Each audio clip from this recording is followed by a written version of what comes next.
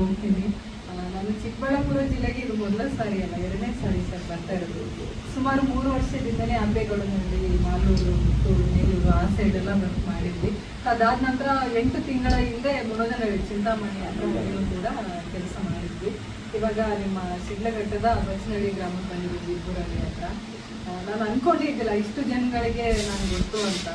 ಯಾಕಂದರೆ ಮೂಲತಃ ನಾನು ಉತ್ತರ ಕರ್ನಾಟಕದ ಈ ಕಲ್ಯಾಣ ಕರ್ನಾಟಕ ಇದೆಯಲ್ಲ, ಹೈದರಾಬಾದ್ ಕರ್ನಾಟಕ ಆ ಭಾಗದ ಒಂದು ಹೆಣ್ಮಗಳು. ಅಂದರೆ ರಾಯಚೂರು ಜಿಲ್ಲೆಯ ಸಿಂಧನೂರು ತಾಲೂಕಿನ ಚಿಕ್ಕಬೇಗಿ ಅನ್ನುವ ಒಂದು ಕುಗ್ರಾಮದ ಯುವತಿಯನ್ನು ಇಷ್ಟು ದೂರ ಕರ್ಕೊಂಡ್ಬಂದು ಇಷ್ಟು ದೊಡ್ಡ ಪಟ್ಟಣದಲ್ಲಿ ನಮಗೆ ಇಷ್ಟೆಲ್ಲ ನೀವು ಅಭಿನಂದನೆಯನ್ನು ಸಲ್ಲಿಸ್ತಾ ಇದ್ದೀರಾ. ನನಗೆ ತುಂಬ ಖುಷಿಯ ವಿಚಾರ. ಯಾಕಂದರೆ ನಾನು ಈ ಒಂದು ಪ್ರಮುಖ ಘಟ್ಟಕ್ಕೆ ಬರೋ ಕಾರಣ ನನಗೆ ನನ್ನ ತಂಡ ಅಂತ ಹೇಳ್ಬೋದು. ಯಾಕಂದರೆ ವಿಶೇಷವಾಗಿ ಅವ್ರಿಗೆ ನಾನು ಈ ಸಂದರ್ಭದಲ್ಲಿ ಧನ್ಯವಾದ ವ್ಯಕ್ತಪಡಿಸ್ತೇನೆ.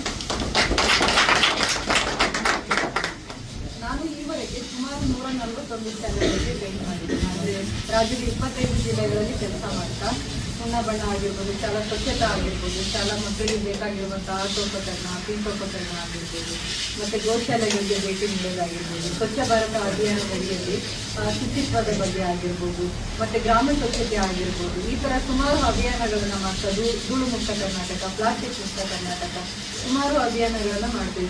ಜೊತೆಯಲ್ಲಿ ಕಾಡು ಬೆಳೆಸಿ ಆಡುವುದು. ಮತ್ತು ಈ ಸ್ಪರ್ಧಾತ್ಮಕ ಯುಗದಲ್ಲಿ ಮಕ್ಕಳು ಯಾವ ಥರ ಪ್ರಿಪೇರ್ ಅನಿಸುತ್ತೆ ಕಾಂಪಿಟೇಟಿವ್ ಹೋಗೋಕ್ಕೆ ಅಂತ ಅದನ್ನೇ ಅಡ್ವಾನ್ಸ್ ಆಗಿಯೇ ಮಕ್ಕಳಲ್ಲಿ ಒಂದು ಪರಿಕಲ್ಪನೆಯನ್ನು ಮೂಡಿಸ್ತಾ ಇದ್ದೀನಿ. ಯಾಕಂದರೆ ಕಂಪ್ಯೂಟರ್ ಯುಗದಲ್ಲಿ ಕನ್ನಡ ಮೀಡಿಯಂ ಮಕ್ಕಳಿಗೆ ತುಂಬ ಕಷ್ಟ ಆಗ್ತಿರ್ಬೋದು. ಆದ್ದರಿಂದ ಎಲ್ಲರೂ ನಿರುದ್ಯೋಗದಿಂದ ವಂಚಿತರಾಗಬೇಕು, ಉದ್ಯೋಗಕ್ಕೆ ಬರಬೇಕನ್ನೋದು ನನ್ನ ಮುಖ್ಯ ಉದ್ದೇಶ.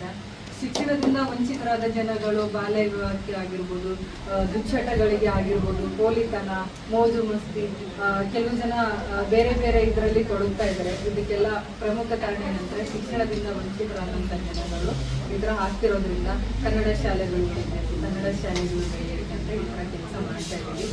ಪ್ರಮುಖವಾಗಿ ನಾನು ಇದೇ ಕಾರ್ಯಗಳಿಗೆ ಯಾಕೆ ಬಂದೆ ಅಂತಂದರೆ, ನಾನಿರುವಂಥ ವಾತಾವರಣದಲ್ಲಿ ತುಂಬ ಬಾಲ್ಯ ವಿವಾಹಗಳು ಹೆಚ್ಚಾಗ್ತಾ ಇದ್ವು.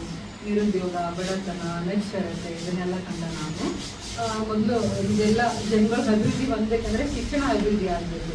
ಶಿಕ್ಷಣ ಅಭಿವೃದ್ಧಿ ಆಗಬೇಕಂದ್ರೆ ಬಡ ಮಕ್ಕಳ ಶಿಕ್ಷಣಕ್ಕೆ ಅನುವು ಮಾಡಿಕೊಡುವಂಥ ಒಂದೇ ಒಂದು ಶಾಲೆ ಅಂದರೆ ಅದು ಸರ್ಕಾರಿ ಕನ್ನಡ ಶಾಲೆ. ಆ ಶಾಲೆಗಳು ಅಳಿವಿನಂಚಿನಲ್ಲಿದ್ವು. ಅಂದರೆ ತುಂಬ ಕನ್ನಡ ಶಾಲೆಗಳು ಮುಚ್ಚೋಗ್ತಾ ಇದ್ವು. ಆ ಮೂಮೆಂಟಲ್ಲಿ ನಾವೇನು ಮಾಡಿದ್ದೀವಿ ಅಂತಂದರೆ, ಕನ್ನಡ ಶಾಲೆಗಳು ಯಾಕೆ ಮುಚ್ತಾ ಇದ್ದೇವೆ ಅಂತ ನಾವು ಪರಿಗಣಿಸಿದಾಗ ಶಾಲಾ ಶಿಕ್ಷಕರನ್ನ ಹೋಗ್ಬಿಟ್ಟು ಕೇಳಿದ್ವಿ, ಯಾಕೆ ಕನ್ನಡ ಶಾಲೆಗಳು ಮುಚ್ತಾ ಇದ್ದಾವೆ, ಯಾಕೆ ಕನ್ನಡ ಶಾಲೆಗಳಿಗೆ ಮಕ್ಕಳು ಬರ್ತಿಲ್ಲ ಅಂದಾಗ ನಮಗೆ ಶಿಕ್ಷಕರು ಹೇಳಿದರು, ಕನ್ನಡ ಶಾಲೆಗಳ ಮೇಲೆ ಪೋಷಕರ ಒಂದು ಅಭಿರುಚಿ ಕಡಿಮೆ ಆಗಿಬಿಟ್ಟಿದೆ ಅಮ್ಮ. ಅವರೆಲ್ಲ ಖಾಸಗೀಕರಣಕ್ಕೆ ಮಾರು ಹೋಗಿ ಖಾಸಗಿ ಶಾಲೆಗಳಿಗೆಲ್ಲ ಕಳಿಸ್ತಾ ಇದ್ದಾರೆ. ಯಾಕೆ ಈ ಥರ ಮಾಡ್ತಾ